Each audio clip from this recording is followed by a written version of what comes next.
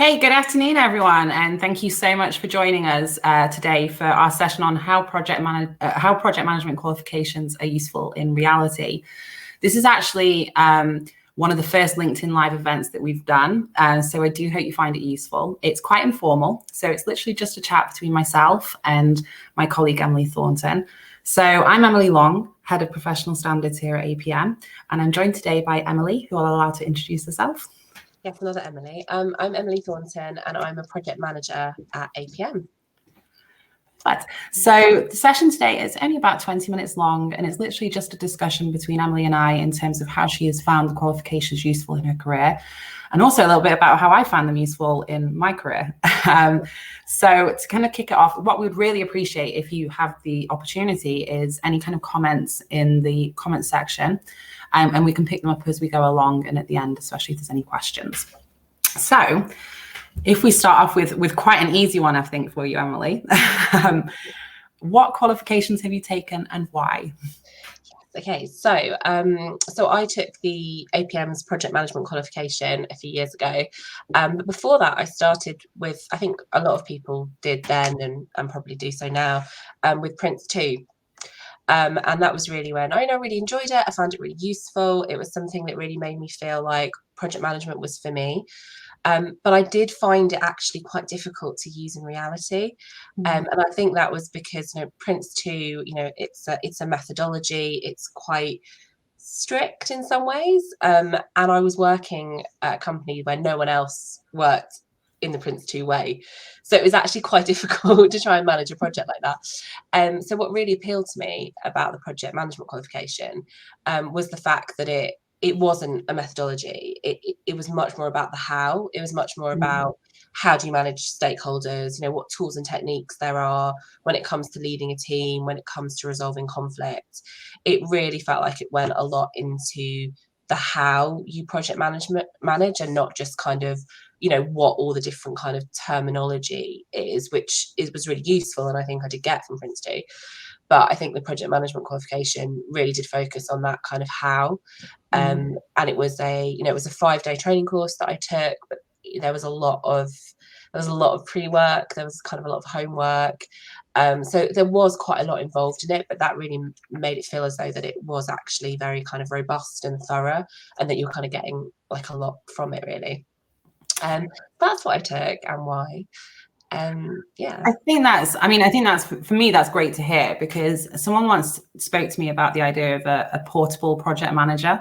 So someone that can span industry. And I think the beauty of PMQ is that it doesn't buy into one specific methodology. So you can move into different companies that do have and do practice different methodologies and still understand what they're talking about. Do you think that's the case? I completely agree. And I think it's incredibly useful because there is so much about project management that isn't industry specific. And I think having, the tools and techniques that you can adapt as you need to the different context you're in is actually so much more practical than, it's great if you learn one methodology, but then if you're the only one that knows that, or you go somewhere else and they don't use that methodology, it can just be a little bit difficult to adjust. Whereas the fact that, the PMQ doesn't do that, and it's much more focused, I think, and I found on kind of practicality. And I remember when I was interviewing for a new job quite soon afterwards, and I think the fact that I had that qualification kind of demonstrated, I think, commitment to being a project manager. And also, like, I distinctly remember being asked like competency questions in the interview and referring back and thinking about the qualification, because obviously it helps you structure it in terms of what you've known and helps you make sure, okay, I've got an example here, but I can make it sound really robust if I refer to this particular technique or this particular tool. So I found it, actually used it quite quickly. And then when I was interviewing again a couple of years ago for the job at APM, actually, I thought I probably should check that that kind of information. I got my big binder back out, and I was like, oh, I remember this, I do this, and I just sort of found it really reassuring, actually, that I was like, oh no, I do know how to project manage, and different companies aren't as different as you might worry that they are sometimes when it comes to managing projects. I mean, that's great. I mean, that's music to any kind of education expert's ears, is that it's not just an exam that you kind of ticked, it's something that you actually embed.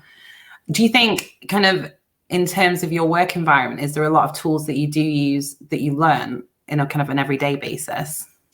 Yeah, I mean, I think just because it is so practical, I think when it comes to, you know, you and I have spoken about this before about a RAID log and, you know, tracking your risks and your actions and your issues and your decisions. So I think a lot of it you naturally go back to.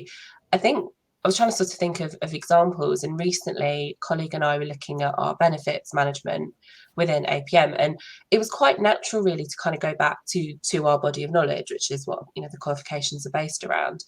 And it felt quite kind of natural to do that, and then to think, oh, okay, great, how can we adapt that? Or brilliant, that's, you know, sometimes it's oh, that is what I thought. Let me just check. Let me check I've remembered what, I don't know what it was, earned value or something. It means what I think it means. But also it can just be really helpful if you're doing something that you maybe haven't done for a while, because you know, the syllabus is so broad. There might be some bits of it that you just haven't done for a couple of years for whatever reason. So being able to go back and go, oh yeah, that bit, I remember that bit, and that's how you do it. Because you don't, you know, it doesn't really go away, I think, once you've done it, because you do refresh it constantly with practically using it. So even if there is something that's a bit, oh, I haven't done that for a bit, let me go back and remind myself, it can be a really reassuring thing to do, I think. So how about you, Emily? Because you've also done a project management qualification. So what qualification did you do, and why did you do that? Yes, so for the benefit of people listening, APM very much practices what it preaches in terms of projects. So all staff are encouraged, after they've joined and gone through the probation period, to sit the project fundamentals qualification. And at first, I have to admit, I rolled my eyes and said, you know, I was involved in the question writing process, not sure that this is perhaps the right thing for me to do. But actually, undertaking the course was probably one of the most valuable experiences I had at my time at APM, because what it allowed me to do is, one, see it from the candidate perspective, two, see it from the training provider perspective, so actually see the kind of the training of the course of the exam that we deliver. But more importantly, it gave me a basic understanding of the terminology. So our project fundamentals qualification is very much that kind of entry-level qualification. So it's not necessarily for people that are practicing project managers and have been doing it for several years. It's very much about helping people at that kind of foundation level, but also those that work in supporting roles to project managers. So for me, it gave me that kind of understanding of definitions. And I speak to a lot of project managers every day within my role. And after doing the course, I actually know what they're talking about when they start talking about the nuances of the syllabus. Whereas before, I'd kind of refer to a subject matter expert, I actually do get kind of a gauge of what they're talking about.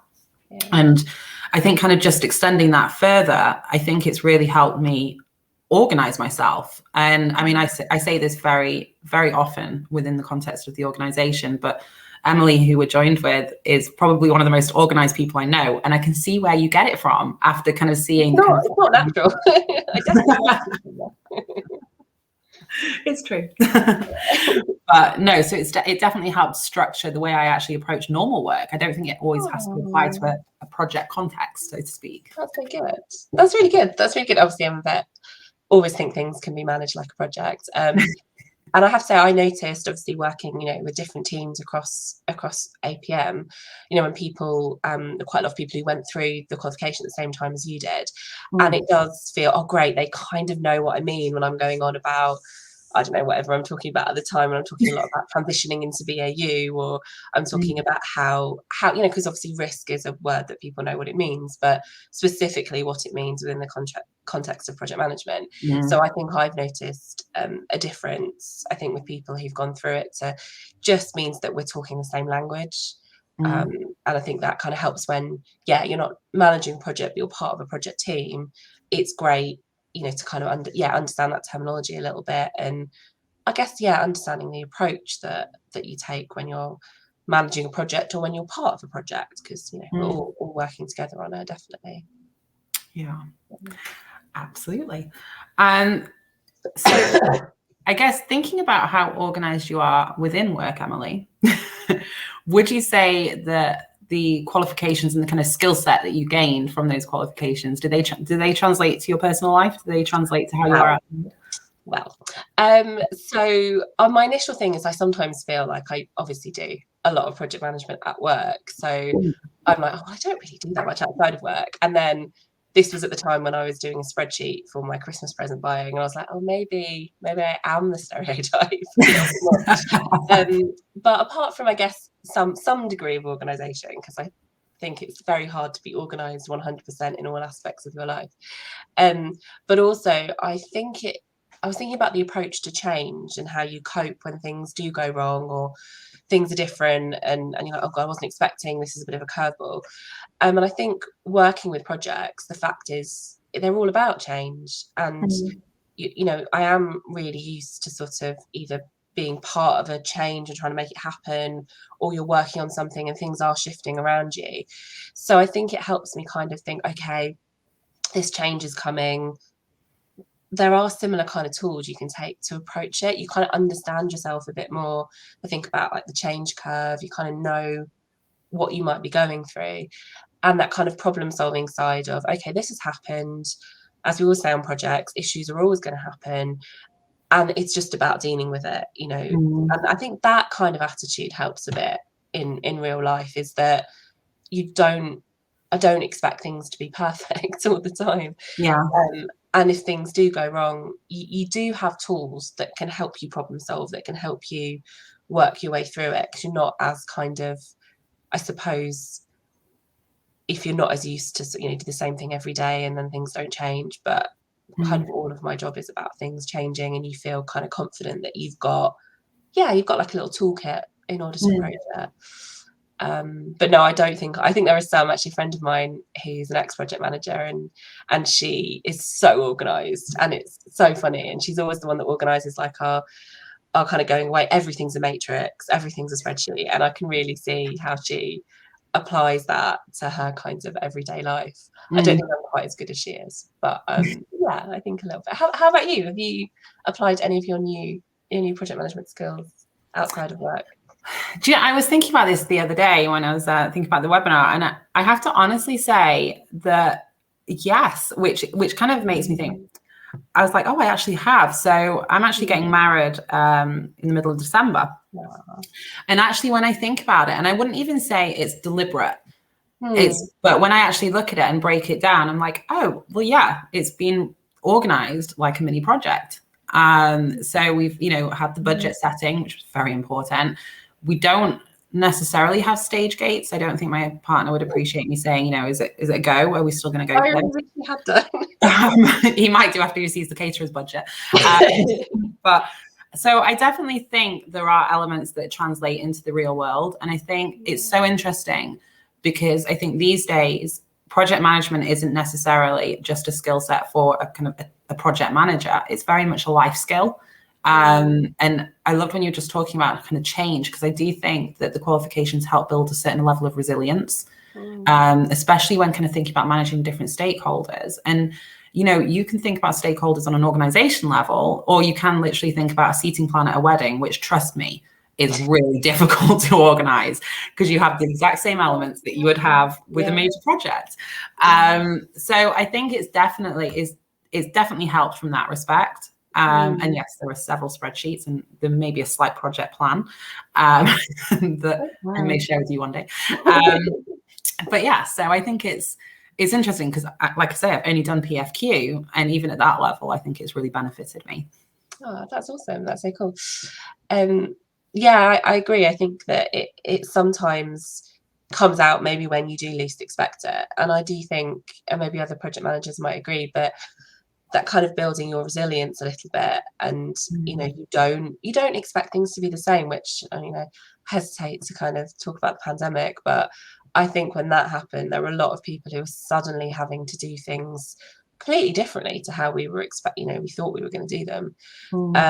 And I just noticed, I think, a lot of people who had that more resilience than you think. I think human beings, we are very adaptable, and I think there is a bit of a, managing projects. Yeah, there's a structure, and there's, in some ways it's very organized and very ordered, but kind of to never forget that you're trying to create something new, or, you're trying to organize a wedding, you're trying to do some big thing that you don't normally do and you don't normally have to deal with. So there's always this kind of, I was thinking kind of odd, kind of like project management is very structured and ordered, but there's also this element of kind of change and being unexpected and a little bit different that runs through all of it, I think.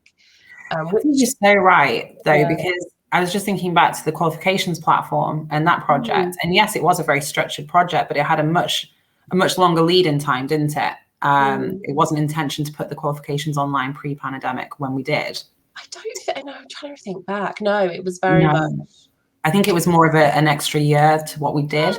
And really the pandemic happened. And even though we had that structured project management approach, that actually allowed them just to literally condense it in and still deliver a really great product, but on a timescale that was unfathomable, 2 months before the pandemic.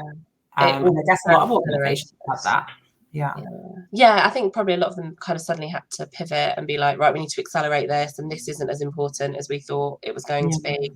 And I think, again, thinking about some challenges maybe that you face in project management, that is one of them, that things do change. Obviously, I don't think anyone expected it to change so drastically so quickly. But smaller things like that happen on projects all the time, where you get a new stakeholder who doesn't want to do this big project you've been planning for, or you don't get any budget, or somebody leave. There's so many things that can shift. And with our online qualifications platform, I think we anticipated that being this sort of gradual, maybe people wouldn't be that keen on doing it, to suddenly it being, business critical for us, but also for lots of our training providers, and how, we had to very quickly think, right, what's essential to get sorted. And you mentioned about a project plan, and I think, that's something, again, we're learning on the qualifications, you learn how to put together a project plan, but in reality, you need to be able to adapt that and think, okay, well, this is my project plan. It's suddenly going to need to change, and that date needs to move 3 months, and what does that do? But again, I feel quite passionately about it, that if you've got the right tools and techniques, it's not as terrifying maybe as if someone says to you in a normal BAU role, everything's changing tomorrow and you've got to do stuff. I think it's, that doesn't happen all the time on projects, but it happens enough that you do feel a little bit more prepared for it, because you've learned about issue management and risk management, and change management, obviously a big one. You're not kind of, I don't know, I think sometimes people can think, projects, they're really structured, particularly waterfall projects, really structured, and you achieve something. But even on the smoothest running project, things will shift and change in ways you just didn't anticipate. But if you've got a really good kind of set of skills and techniques and ways of approaching it, it really just helps you navigate through all of that. And I do think that's where the qualifications kind of come to life. In reality, it's, of course, it's about passing the exam, but it's about what you learn as well, and how that helps you, to really have good experiences as well, and hopefully helps you kind of succeed in ways that maybe without that knowledge, if it was a bit more of a tick box kind of affair, that's not really going to help you, is it? You want it to be challenging, and you want to learn something. Otherwise, it's not going to stand you in good stead like mine has kind of years later. So I definitely think it's helped me kind of overcome some of the challenges that we faced, particularly the recent ones. It's interesting, because what I think is great about the PMQ, and it's touching on what you were just saying about, giving you those kind of tools and techniques and the kind of theories behind things. It all builds then on the qualification pathway that we have here at APM. So the qualification pathway is leading to that chartered standard, which I hear that you may be applying to one day, just to put you on the spot. Okay. But the great thing, so PMQ is very much about learning. It's very much about developing your knowledge and understanding of the project management kind of subject area. And then as you progress for chartered, it shifts, doesn't it? It shifts to more competency based, but there is still an element where you have to have that technical knowledge, which I guess for any even a larger project or more experience, the foundation is still in that PMQ, isn't it?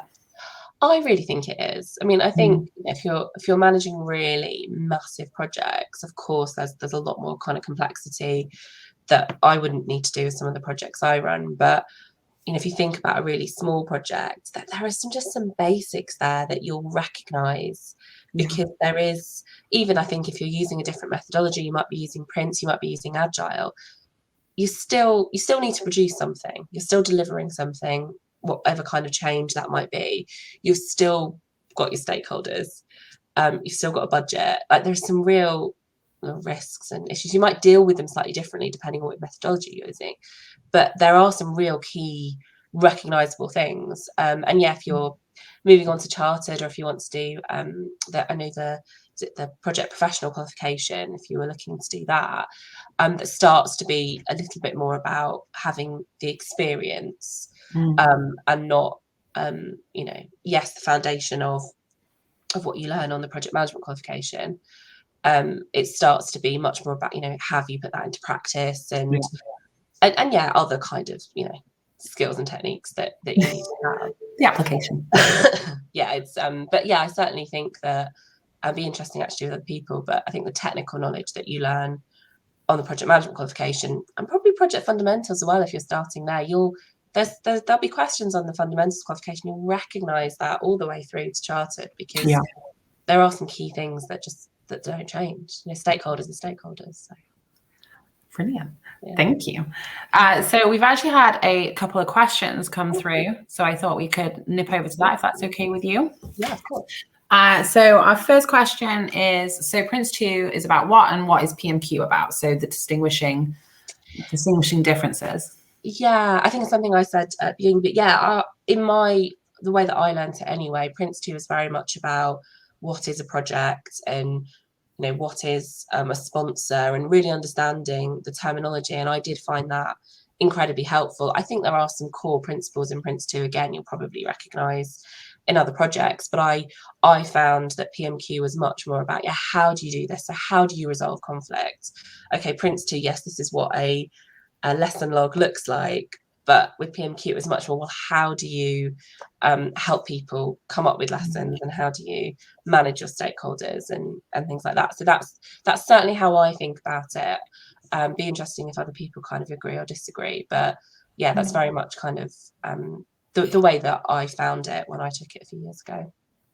And it's also worth noting that we do recognise within the PMQ kind of prior learning as a Prince 2 practitioner. So there is a kind of scaled down version of the PMQ that you can sit, because we recognise that some of the learning has such kind of similarities, and then you're only actually tested on the bits that are different. Yeah, that's very true. Yeah, no, it's not as well known, I don't think, but I think it's definitely. Why didn't I do that? But yeah, no, again, you certainly can see the similarities when it comes to terminology and learning that, definitely. Right. And Shelley said, can you talk a bit more about Chartership, i.e. the 3 different routes? Do you want to take this on, Emily? You see me nodding my head. I love Chartership. So yes, there is a route 1, 2, and 3, and what they're in place for is to recognise different levels of kind of prior learning or prior experience.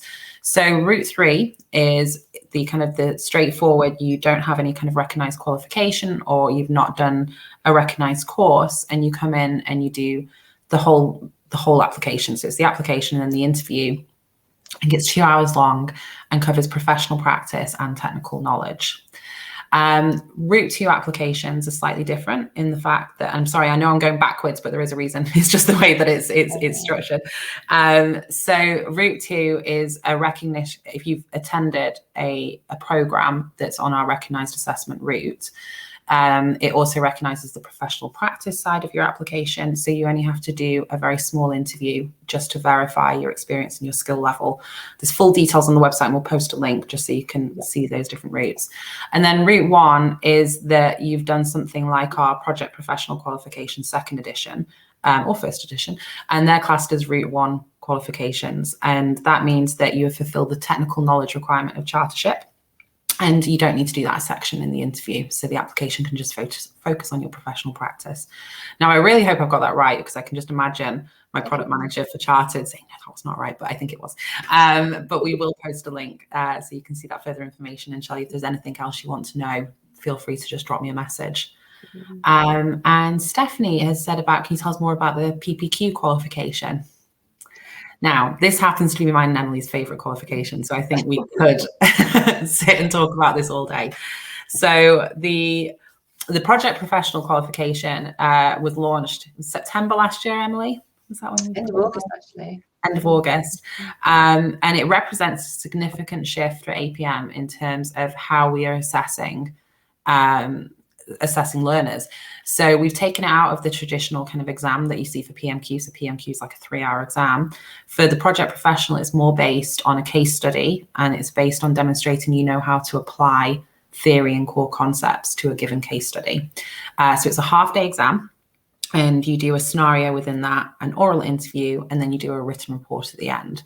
And the idea behind it is it's very much demonstrating that you can take those kind of theories, that kind of core principles from project management qualification, you can apply them to that specific case study, but also that you understand the limitations of those. So it's very much about critical analysis, critical evaluation of different theories. And it's a really interesting qualification. And then, of course, it leads to route 1 of the Chartership. I would say it's really interesting. And the reason it's mine and Emily's favourite is the first project we worked on fully together. So, but feedback behind it is so far really great, even though it's only just in its infancy. I think it is something that if you are looking to do chartered, it does, as Emily said, it's one of the recognised qualifications. So it does slightly shorten that route because your interview is slightly different. And I think if we're talking about the project management qualification as kind of learning the how and everything you need, the project professional qualification is really demonstrating how do you apply that to a case study. And the application, and she said the critical analysis and evaluation. So it's that kind of our pathway to chartered, really, the way our qualifications work. Yeah, absolutely. And we have another question: is there a qualification you would recommend for someone at the start of their project management career? Yeah, I had this question the other day actually from some students, and I was sort of thinking, as you said, the fundamentals qualification is really great, kind of entry level. I think it's great for people who are working as part of a project team. Maybe they're a project coordinator. I think that could be the first one that you do. I think there are some people who maybe the project management qualification is right for them. I think that if you're not actively working as a project manager at the same time, it might be a little bit trickier because you might just not recognise as much, and you might need to do more study towards it. But I don't know if you agree, Emily, but I think if you're really committed and wanting to be a project manager, I don't see why you couldn't do the project management qualification kind of without needing to do the fundamentals. But I don't know what you think about that. No, I completely agree. I think it very much depends on the individual. I mean, for me, PFQ was the perfect qualification to start with. But like you said, I think it very much depends on where you kind of are. If you're practicing within a project manager role, PMQ might legitimately be the one that you go for first, as opposed to starting with PFQ.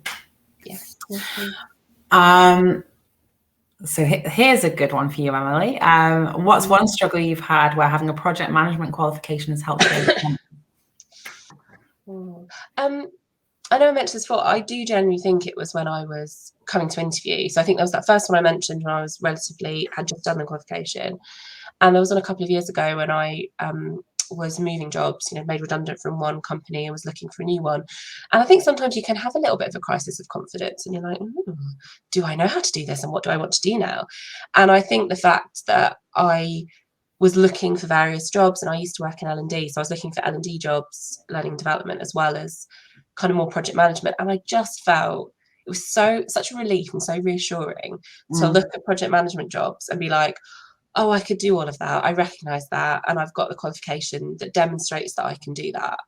And that, I think, was something where, it was difficult to think, what do I want to do? And it was really reassuring to know that I had the qualification.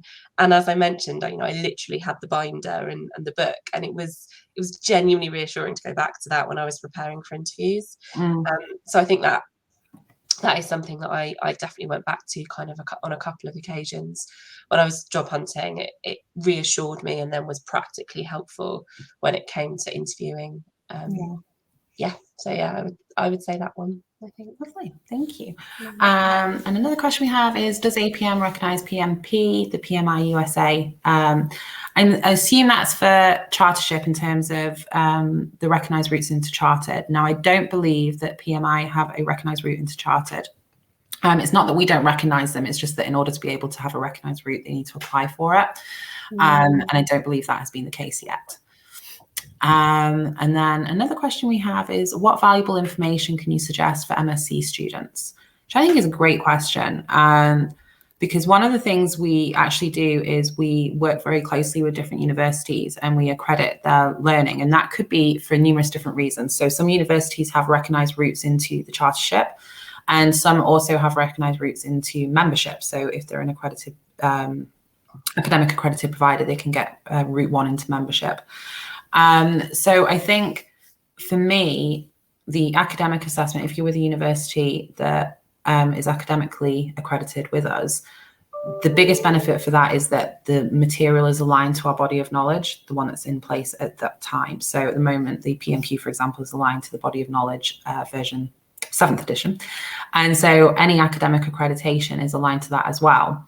And so I think what you can be assured of is that you're taking your learning in a path that kind of equates to the professional world as well as the academic world. So I think for me, that would be probably the most valuable bit of information, is to have a look for those courses that have that academic accreditation. I think also when you do have the opportunity to kind of practice what you're doing, I think a lot of universities now have that kind of learning base where you do kind of run mini projects and you have that kind of peer content. And I think when you are able to engage with that, I think that really embeds the learning from project management. Would you agree, Emily? Yeah, I would. I think you're absolutely right. And I think the other thing I was going to mention, that if you weren't already a student member with APM, it's worth looking into, because we do offer free student membership. I think it's if you've got more than 6 months left of your studies. So it's definitely worth having a look at that, because then you do get access to quite a lot of different resources. You know, there's the job board, there's the hub, which is a network of project professionals. So yeah, I think if you're not already a member with us, it's worth kind of going onto apm.org.uk, have a look for student membership, and it just gives you that, it just gives you access to a lot of different resources that hopefully will be helpful when it comes to studying. So yeah, I just add that really. Yeah, it's really good to point out the hub, because especially for students, I feel it's a very kind of, what we're trying to create is a very non-judgmental, collaborative community. So you can go and ask a question, maybe something that hasn't been quite clear in your studies, or you'd like to know how that applies to the real world. And we have our members on there who would answer back. So it's not necessarily that you're talking to APM, you're actually talking to people that are out there actually being project professionals, which I just think is so valuable. Yeah, definitely. Okay, so next question is, are there any change management qualifications which would be beneficial to sit alongside the PMQ? So we don't have any kind of specific change management qualifications that kind of sit alongside the PMQ, but I would say there is a lot of change management within the PMQ. Would you say that, Emily? Would you think that would be a fair? Yeah, I think that's true. I think if you are looking at more specifically and really wanting to specialize in change management, then there obviously are qualifications out there. It almost becomes a little bit like organizational change management. It can take you in one kind of direction, or it might be more kind of communication and change management. So you might go down more of a, I don't know, more of a marketing or a kind of comms route. So there are quite a few out there if you're kind of special. I think change management can mean quite a few different things. So I agree, within PMQ, there's certainly a lot there about managing change and change control of a project. And then there's also that kind of slightly, how do you engage and manage change through, as you talk about, the change curve. So it does touch upon it, but I think depending on how in depth you want to go, it might be worth kind of, that I think there are other ones out there. I was thinking about the Change Management Institute. I haven't got a lot of personal experience with them, but it's worth kind of really thinking about exactly what it is you want to do in change management, and then kind of going down that route and seeing what might be able to help. But yeah, and of course we cover it within the qualification, because it's a really important part of managing projects. Okay, so we've had another question is, how can I apply for Chartered Project Manager? So there is 3 different ways to apply depending on your previous experience and any qualifications that you may have. So what we'll do is we'll pop a link in the comments to the Chartered page, which will guide you through each route. Essentially, there is an application form that needs to be completed that kind of relates to the different competencies of the standard, but it is all laid out there probably a lot more succinctly than what I can talk about. So we'll pop that into the comment section and you can have a look through that. And if there is any questions, please do not hesitate to contact us. We have an email address, which is info@apm.org.uk, and they're really great at coming back with kind of any kind of queries that you may have. Another question, are APM qualifications off-qual recognised, and if so, at what levels? So we're not off-qual recognised, but we do have our qualifications rated through the SCQF framework, which is the Scottish qualifications framework. And to test me on the spot, PFQ, I believe, is a level 6 on that framework, and PMQ is level 7. And then PPQ, I would like to say is level 9, but I would need to check that, but it is all on our website. So they're credit rated through those, and there is equivalence to off-qual. If you look on the SCQF website, they'd be able to share that with you.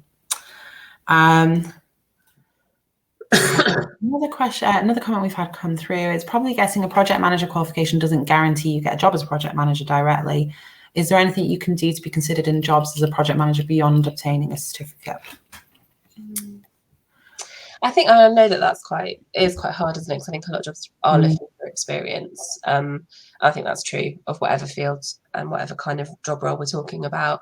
I do think a qualification can obviously show that you're committed. It can show that you've reached a certain level of knowledge.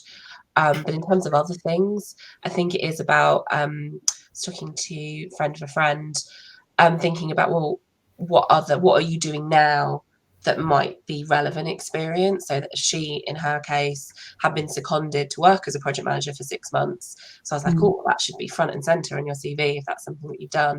But also thinking about times that you've worked on projects, what responsibilities you've picked up. Is there any way within your current role that you could work on a project that maybe you could take on, get some experience in some kind of projects in that way? That could be helpful. But yeah, I agree, it is difficult because obviously a qualification doesn't equal kind of getting a job, but it is worth kind of thinking about, what do you do now that could be part of a project or demonstrate some similar skills, and is there any way for you to get experience with kind of where you are? I don't know if there's any way in terms of volunteering as well. That's obviously always a way to try and get some experience in project manager if you're looking for a role in that field. I mean, it's not always an option for everybody, but yeah, I guess that's what I'd say. It's just worth having a think about anything that's relevant in what you're doing now. Anything you done, Emily? No, I think that covers it. I think the qualifications, like you said, it's a part of it, but it's not all of it, and that is really tricky. One thing I'd say, just kind of from personal experience, is a qualification will often kind of get through that short list if it's a requirement from an employer, which I know is so tricky these days. But it is, I think it's beneficial. And it's definitely not detrimental to have those kind of qualifications to show that you're invested in your learning and development. I think it is favoured upon. But yeah. Now, I'm afraid I'm going to have to start wrapping up the session. However, I'm glad that, as other comments come through, they can continue to come through and we can actually reply to those comments after this session has ended. I really do hope you found today useful or enjoyable even. There is a survey in the comments, just as I mentioned at the beginning of the session.